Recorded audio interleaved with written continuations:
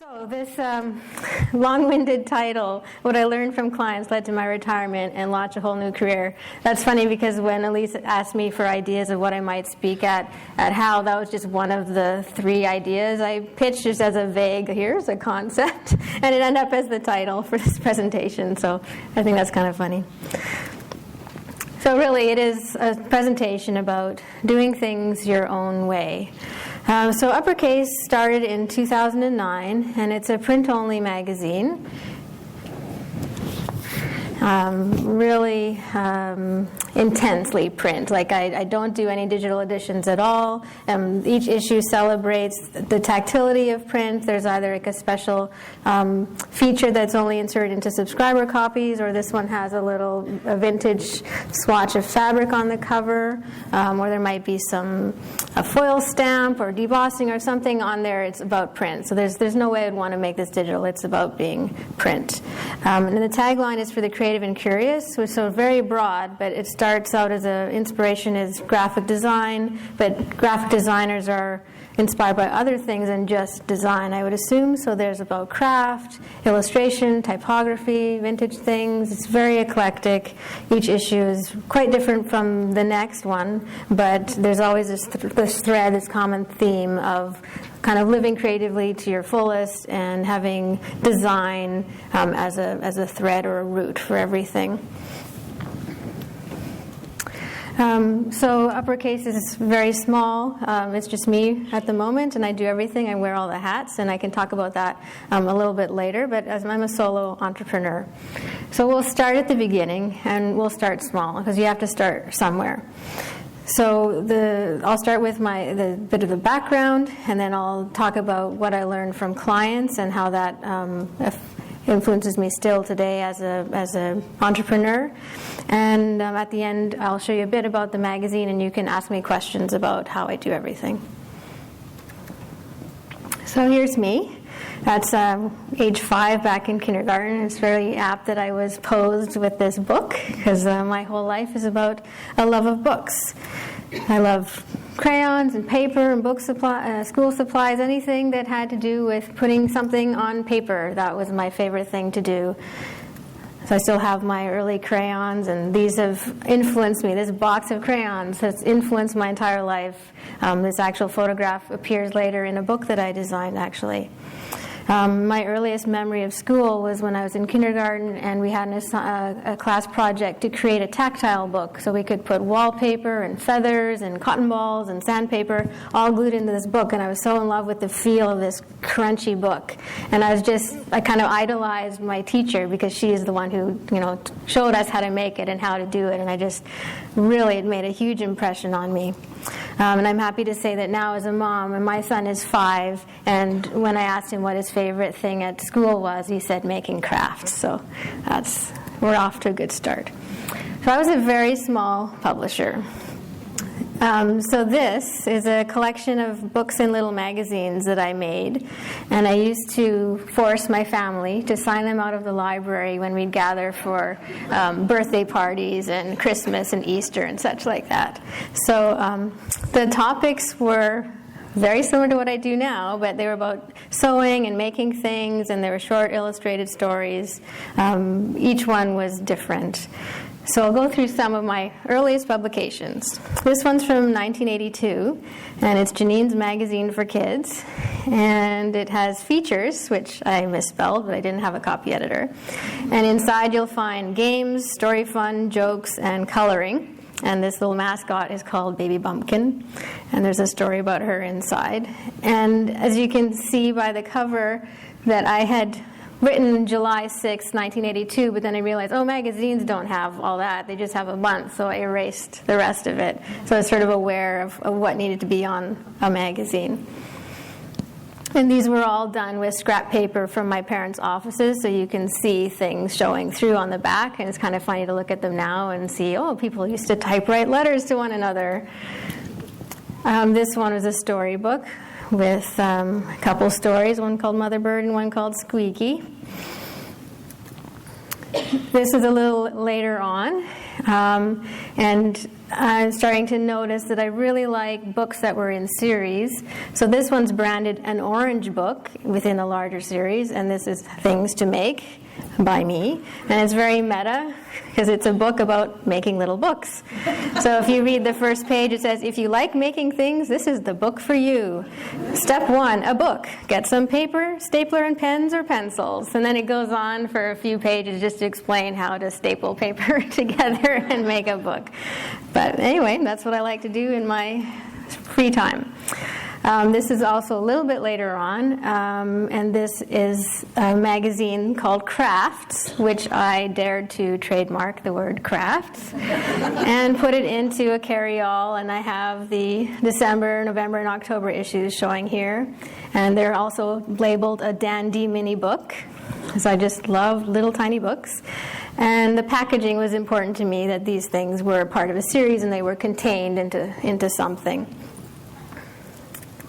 And then within all those books, they were contained into this larger little carry-all that I had with some vintage wrapping paper there, and this was my library. If I had known about graphic design back then and understood what a logo was, I'm sure I would have had a logo. So these are the things that I learned as a child, thinking really of, if we're talking about what I learned from clients. At this point, I was my client and my family was my clients. So I learned that you have to make things that you love, and a project isn't really complete unless it's shared with other people. And the best clients are relatives. And I mean this in the way that now it relates, that people are related to you in values and what they believe in. If they have common goals and common interests to you, those are your best people.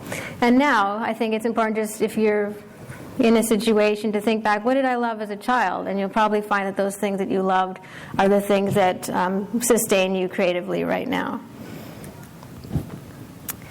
So be good, but don't always listen. I was a really good child and studious person. I, did straight A's and all that stuff. And no one ever expected me to, rebel.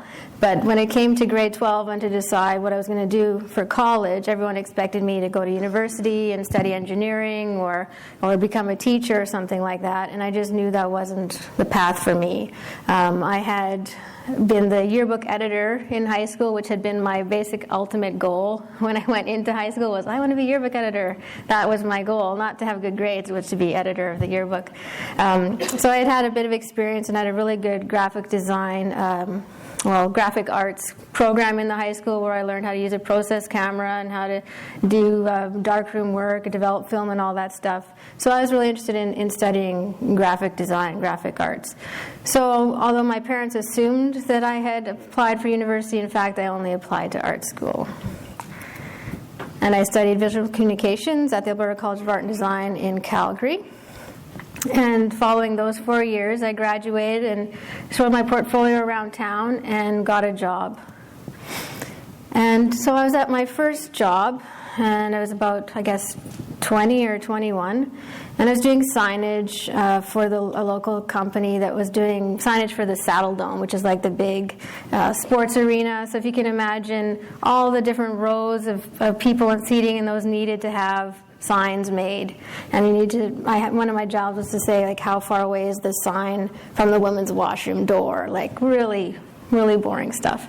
And to kind of make matters worse, my boss was very sexist, and he would refer to me as little girl, and not just because of my short stature, but he was just living in the dark ages.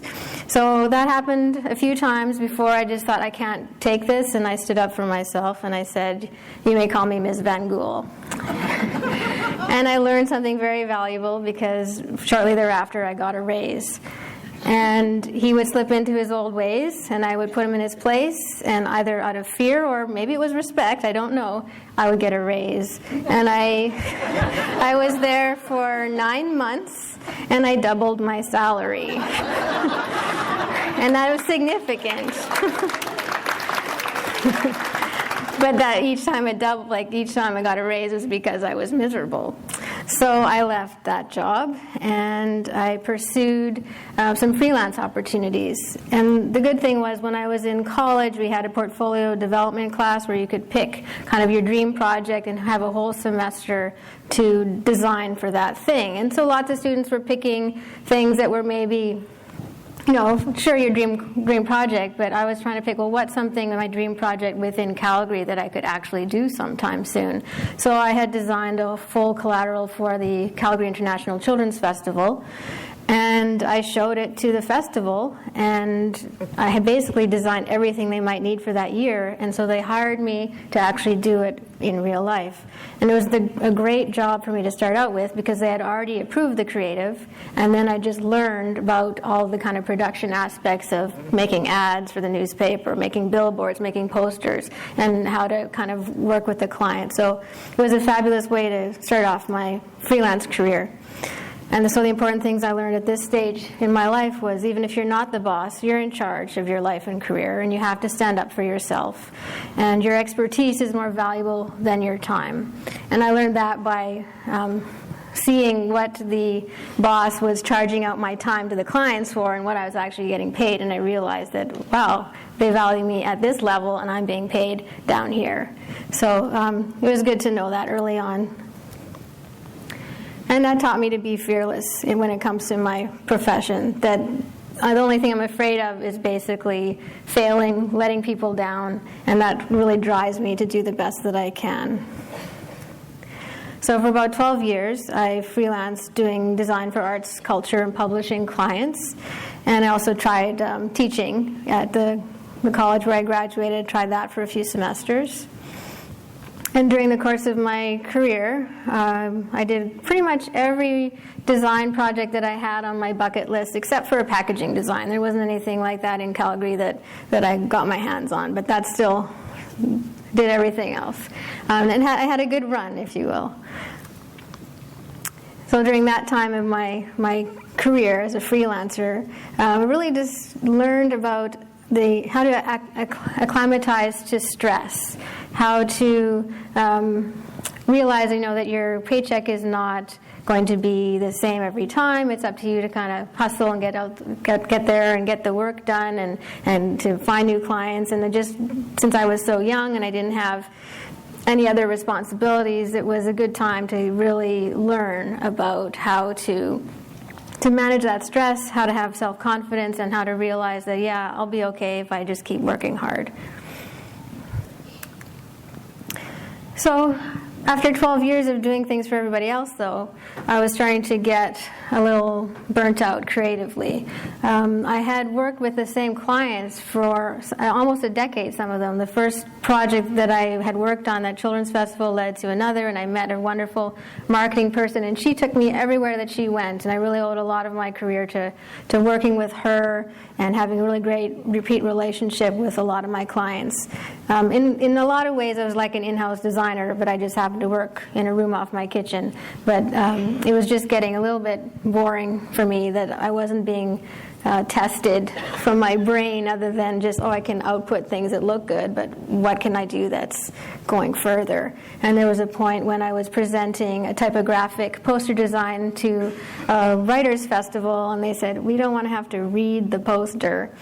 And then I just knew, okay, my work here is done. I'm at a wall. I can't really be creative in the way that I want to. So I started looking at other things that I could do. But I realized that I had all sorts of skills that I had learned from clients, and that it was up to me. I could just decide what was going to be next on my plate. So now I'll get into some of the more nitty-gritty things of what I learned from clients and how that applies now. So this work ethic, that's the hugest thing. It's always been part of my what I do, is that I just work as hard as I possibly can, and I put everything I've got, all my ability, into whatever it is that I'm working on. I learned how to concentrate and to juggle and to manage multiple clients, and how to put out fires, and when you have clients who want this and that and deadlines and things go wrong, and how to handle all those things. So one of the things that I did was I had been designing a newsletter And in the newsletter, they were announcing the opening of this new building in Calgary, which was called Art Central. And it was a 3-level building in downtown. It had arts-related businesses. There was a cafe and some shops and studios, and they were looking for more tenants. I went to the opening and realized, well, this is a really cool community. It has a lot of potential. Maybe I could take my design studio out of my home and do something in a more public way. And one of the impetuses for that was that I was also getting married that year, which was 2005, and my husband's a novelist, and I couldn't imagine the two of us with our entire married life in the same house every day for the rest of our lives. There needed to be something, someone needed to do something else. So I thought, oh, that's a good time. Glenn will move in and I'll move out. So, so I opened this space. And these are the initial sketches that I did, and it was on the upper level of this building, and I was playing with up and levels and what could it be, and books. It was going to be selling books, other people's books, and would have a gallery component that would show graphic design and commercial illustration type things, and also paper products that I would make. So I just was, I thought, oh, uppercase, that kind of works. It's a bookcase, it's up, it's, it was simple. And I just did that quick little U logo and thought, oh, that would look nice on a book cover or a book spine someday. So that's where there was always this little glimmer of, oh, this is going to be, I'm going to do publishing sometime. So here's some shots of what that used to look like. I kind of call it the reverse mullet, where there was the party in the front with the gallery and the business in the back, which was the design office. And I'd always, even when I was in college, I had dreamed of having a bookstore where I could also do my graphic design, and that had been one of my other portfolio projects that I did, was an identity for a bookstore. So it was just all kind of coming to fruition. These are the early greeting cards that I had designed, and I had designed these typographic cards in anticipation of my store opening, and my printer was so generous, he overprinted my entire print run, almost doubling the amount of stock that I had. So I was like, what am I going to do with all this? So I started a wholesale card business, which was just kind of, serendipitous. So I kind of dipped my waters or dipped my feet into the water to see what it'd be like to wholesale greeting cards. I also stocked books from other publishers, and basically brought in books that I wanted to read, and if they sold, that was great, and if they didn't, that's okay too. I hosted workshops and events in this space, so it was very public, which is completely different from working at home, and I'm a very quiet, introverted person, as Crystal knows, so I was always putting myself out of my comfort zone and just testing things to see, well, what is it that I'm going to do? And meanwhile, I was still doing client work at this time, but this was my side project, kind of this experimental hub that was uppercase. I was selling cards and doing gallery shows and hosting workshops, but publishing and design was still my natural inclination, so I did the next logical thing, which was to publish a book about William Shatner. Why not, right?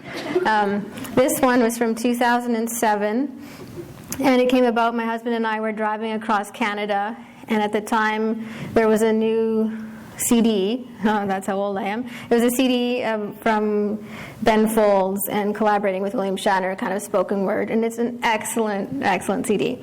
And so we listened to that, and it's all this storytelling with Shatner narrating these different moods, and I was thinking, well, that Shatner, he's Canadian. He's at the time he was in his early mid-70s. I thought, wow, he's done such a great amount of different things in his career. Wouldn't it be cool to do something about William Shatner? We could have a gallery show. And then, so Glenn and I were talking about it, and by the end of the trip, we decided, yeah, let's do a gallery show about William Shatner. And I found out he was going to be 76 the following year. I thought, let's have 76 pictures of William Shatner done by all these different illustrators. So then it had to be a book with all that great content. So the next year I spent gathering content. I got in touch with Shatner's people to get his permission, and he endorsed the book, and we got in all the artwork, and I designed it and had it printed in China and came back, and we had this big event in my gallery where we turned the whole upper level of Art Central into kind of this ode to Shatner. It was a lot of fun, and the national media came and picked it up, and it was on the CBC, so it was really cool. It kind of put UPPERCASE on the map for a while, and the show went on through the summer, and I had a lot of people coming through, and they kind of got to know what UPPERCASE was as a gallery. Meanwhile, I was also making things in the store, these handmade notebooks, and I made other things by hand, like these are sewn pouches using vintage pieces of paper, and things that were my hobby just sort of got put on the shelf as a testing ground to see what would take. And this thing, for example, I got a commission to make, it was like 1,000 of them, or something ridiculous. And so I had to hire my mom to sew them, which is great because she made enough money to buy a whole new sewing machine. This is just a shot of one of the gallery exhibitions, so I got a chance to test out my skills in 3 dimensions. And then these are some of the other books that I designed prior to starting UPPERCASE. There's Old School. Gen 11 was a traveling exhibition. Work Life is the first in a series of 3 books, which is a directory of illustration. And the Work Life book came about because I had a good following on my blog, and I was always showing illustration in my gallery. And I wanted a way to publish more books, but lacking in funding, I didn't how can I don't have any money to publish a book, and Kickstarter wasn't around. So this was a directory where people who were featured in the book would pay a fee, and I would pool the fee together, and that would pay for the printing of the book and a little bit of my time. And then I would send the book out to 1,000 potential art directors and people who would be interested in hiring the people featured in the book, and then the rest I would sell in my store. And that model worked really well, and I've done 3 of those books. So but all this time I was still doing client work and managing the UPPERCASE stuff, though the UPPERCASE stuff was really starting to take over, and I was finding it far more interesting. But I thought, well, what can I do with UPPERCASE so that it becomes what's supporting me instead of the client work supporting my rent? So I thought, aha, a magazine. That's a good way to make money. No. But it was 2008, 2009, and that's when a lot of my favorite magazines were actually folding. So if you remember the first iteration of Domino magazine, which was a lifestyle interior magazine, that went defunct. And Martha Stewart's Blueprint magazine, which was a beautifully designed magazine, also folded at that time. And a magazine called Beyond that I had been designing for my client off and on for 10 years, they finally folded as well. So the magazine portion of my brain was like, oh yeah, there's a potential, I should do something. So I had a niche following through my blog. I thought if a small portion of those people are like me, they're also going to be lamenting a magazine that they want to read, so why not launch a magazine? So that idea I had in late 2008, and by April the following year I'd released the first issue. And I had no idea what I was getting myself into. I just thought that this would be a good project to try, and if it worked out, it could be a good thing to do. And if I had a family, that I could do both. So I was very naive. So these are some of the early covers. And when the first issue launched, it went really well. I had 400 subscribers, and that's how many people I needed to have subscribed in order to break even, just as far as the print costs were concerned. And by the end of the first year, I had 1,000 subscribers. And now at issue 25, and 6 years and counting, we just made it to 5,000 subscribers this week. So, yeah. So it'll take a long time, but it's slow and steady, and it's been going really well since then. But this is a kind of a self-portrait of my life. It's just multitasking all the time. I do everything. And here's me returning to my childhood inspirations. These are crayons carved by Jem Chow in issue 11, which was about labor-intensive art making. So this time period is what I learned about working for yourself. You're going to work harder than you've ever worked for anyone else. And one idea will spur the next. You just have to keep going, just kind of flex your creative muscles, and then the more you do that, the easier it'll become.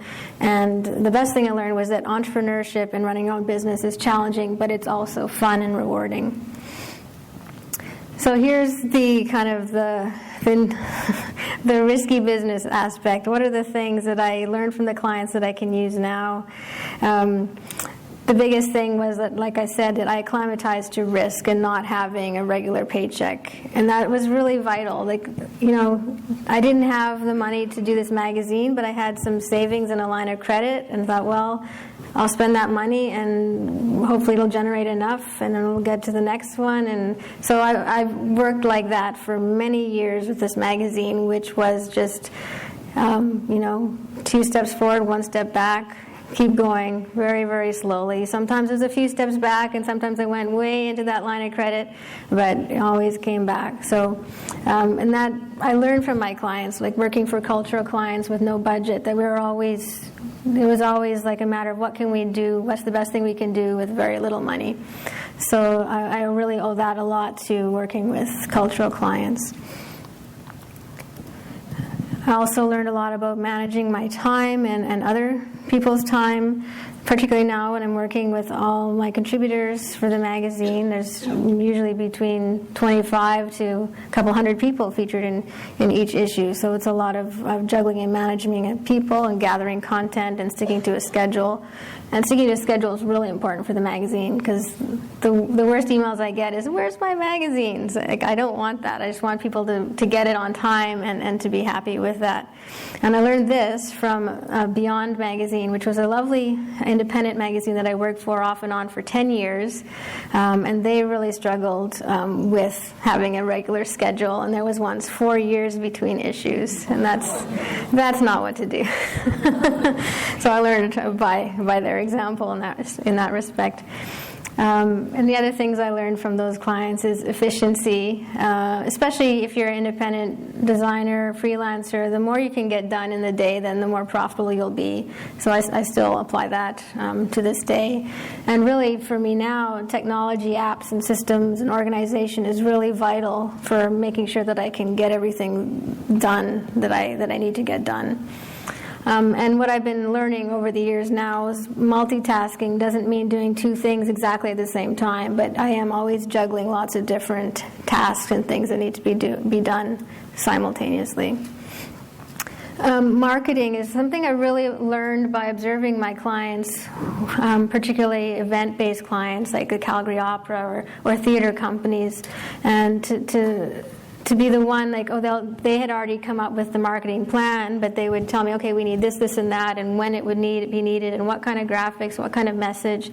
So I learned a lot by doing those things for other people, and really observing how the marketing directors function within their organizations. So I didn't have any training in marketing or that sort of thing, but I really learned a lot by working with my clients. The key thing was to know your audience and speak their language. And the world is full of good and bad ideas, and you can learn an equal good amount or equal valuable amount from both good ideas and bad ideas. And I have to say I learned a lot of bad ideas from my clients, but it was their failure and not mine, but I learned from what went wrong.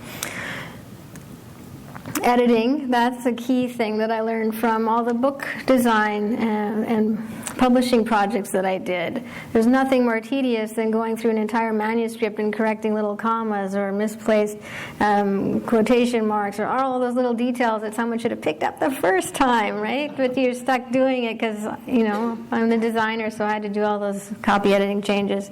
So I learned a lot about editing from my clients. And that's extremely valuable because I basically write all day long, whether it's email or an article or a blog post or a tweet or whatever, it's all writing.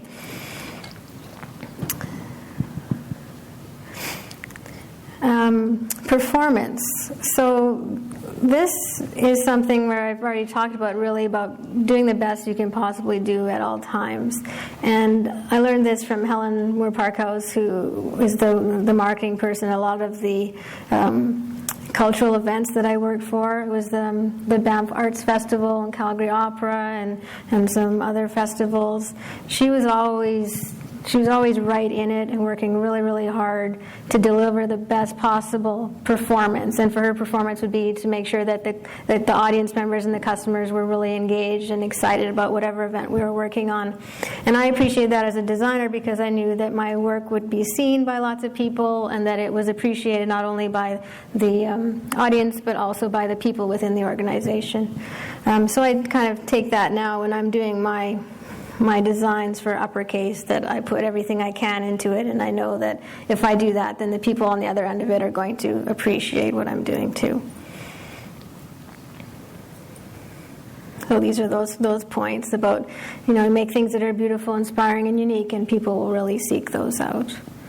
The best compliment I can ever receive as a magazine editor is when people say, "Oh, this is your best issue yet." Like, that's really great because I always try to do that every time. That I can't do what I've done before, I have to do it better. So in addition to the magazine, now I'm still kind of doing side projects, which are these books. So this is Work Life 3, which is at the bookstore here, and it's the third in the Directory of Illustration. This one is part of the suitcase series, which was a concept that came up where my family and I can go travel to an exotic land and meet a creative person there, and then we'd create a monograph about that person. So the first was Camilla Engman, who's a Swedish illustrator. So we went to Gothenburg to visit her and create a book. And then the second one here, my son was young at the time, and so we traveled to Seattle to visit with Dottie Angel. Her name is Tiff Fussell, actually, and she's a British woman living in Seattle, and she has a really crafty, creative life. I've also collaborated with Chronicle Books a few times on some note card sets, and these are here too, out in the lobby there. I did one called Shoegazing Note Cards, and this one's Typewriter Notes. And these were fun because it was an open call with my magazine readers who could submit photographs for those themes, and then I would kind of curate them down to the best ones and then submit those to Chronicle, and then Chronicle would choose which ones, and then they would go into the card series. And this one here is the typewriter book, and this one is a labor of love and patience. I've always had an obsession with typewriters and have a collection of about 12 of them, and just piles and piles of ephemera relating to the graphic history of typewriters. So about 2009 or so, I found some particularly beautiful objects that, I really want more of these. And I needed an excuse to start collecting them off of eBay. So I thought, I'll do a book. And then I told everyone, I'm doing a book. And I did kind of a DIY pseudo Kickstarter thing on my website and started taking pre-orders and had lots of supporters. And I hoped for the book to be done already, but it's been taking a bit longer, but it's finally almost done. It'll be ready in July. And that one's kind of an exercise in patience because we had a big flood in Calgary, and then we had an office move because the old office, the Art Central, was demolished because it was sold, and I had to find a new office, and I had employees come and go and such. But this typewriter book has been 3 years in the making, and for me, that's a really long time. I'm used to 3 months to get a magazine out, so 3 years is kind of torturous. But the typewriter is long history as well, so I guess it's appropriate. So now what I've learned in that section here is about knowing what my purpose is. So really, through all those different experimentations I was doing with my gallery and my paper goods and making things by hand and then publishing, I realized what I really love is the publishing aspect. And if I hadn't done all those different things, I don't think I would have really fully kind of found my niche in publishing. I might have found something else that was so-so, but really I just followed my heart and knew publishing was for me. And what I really love about publishing Uppercase magazine is that it really does bring joy and inspiration to people. I get such beautiful comments from people, and it just makes me feel great to know that people really connect with the content that I'm putting out there, and that people who are featured in the magazine receive accolades and good connections with other opportunities in their creative lives. So it's really been a great experience. So now we're here. This is, well, I have an even taller stack now. I'm at issue 25 and working on issue 26. So now we'll move on and kind of look behind the scenes of the magazine. So I'll go through a few issues here, and then we'll have time for some questions. So this is issue 22, and this one was art directed like a spectrum. So when you open it up, the first things you'll see are red related content, and it goes through the entire issue and ends with violet. And to do that, I really wanted to keep the magazine structure as it normally was, but to actually assign content that would fall into each of those different colors of the spectrum. So it wasn't just a design challenge, it was an editorial challenge. And I had this concept many years ago, but I didn't feel I had the abilities yet as an editor to put that together. But finally, last summer, this issue came out. So here's some examples of it.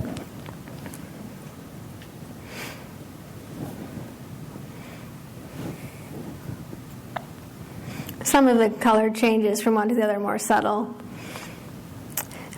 This one's issue 23, and it has a silver foil spine and silver foil on the cover. And the spines of Uppercase have always been really important to me. In fact, the initial page count was determined by how many pages I needed to have in order to have a nice wide spine. So I had 80-some pages in the first issue, but now it's at 100 and some. But yeah, it was important. I needed to have that big wide spine, and therefore I needed a lot of content to fill that spine. So the other thing was I was inspired by Little Golden books, if you remember those. Those are wonderful. So I've always admired those spines. So having the silver here was a bit of an homage to those Little Golden books. And in contrast to the full color issue, this one was a lot of black and white, and the thematics I was working with were calligraphy and lettering. This one is issue 24 that came out this January, and as I mentioned, this one has an actual swatch of vintage fabric on the cover, and that just kind of came to me when I was surfing around eBay researching feed sacks, which is a topic in this issue. Vintage feed sacks were printed patterns on the flour sacks and feed sacks from the 30s, 40s, and 50s, and there's just gorgeous different patterns on them. So I collected a few off of eBay and thought, wouldn't it be great to have an actual swatch on subscriber copies? So I put that call out to my subscribers, and they were able to send in pre-cut little squares from their own collections or things that they had purchased and sent in. Some people sent in 7 little pieces, some people sent hundreds, and one lady sent in some really big swatches that they cut down, and we were able to put 10,000 little bits of fabric on that print run, which was amazing. So I'm really proud of that issue. There's some close-ups.